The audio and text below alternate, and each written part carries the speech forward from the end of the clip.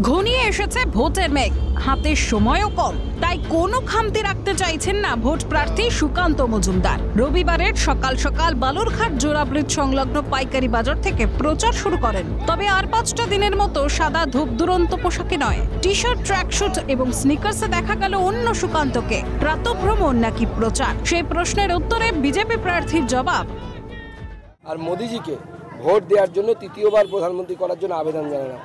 মানুষের মধ্যে অভূতপূর্ব সাড়া দিচ্ছে। মানুষ বলছে যে বিজেপিকেই ভোট দিতে।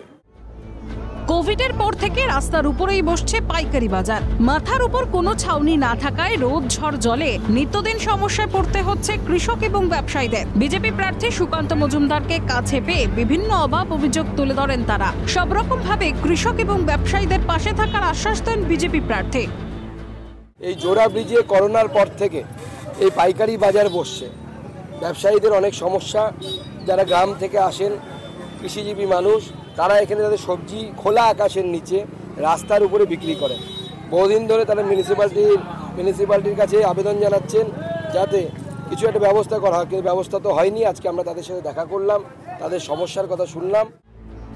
কথায় আছে, চেনা বামুনের পৈতা লাগে না। তাই তো নেতা সেজে নয়, একেবারে ঘরের ছেলের মতো সাধারণের কাছে ভোট প্রচারে দেখা গেল সুকান্ত মজুমদারকে। মানুষের পাশে ছিল, থাকবে আশাবাদী সুকান্ত। দক্ষিণ দিনাজপুর থেকে শঙ্কর কুমার রায়ের রিপোর্ট, ক্যালকাটা নিউজ।